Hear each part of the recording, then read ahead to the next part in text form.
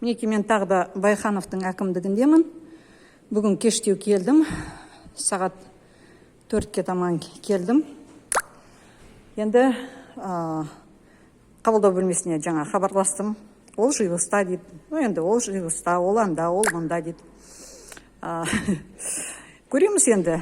Бүгін неше сағат мені қабылдамайтын, сосын бір айт ма, бір апта ма, әйтеуір көреміз Байхановтың терісі қандай қалыңдыққа жетеді екен.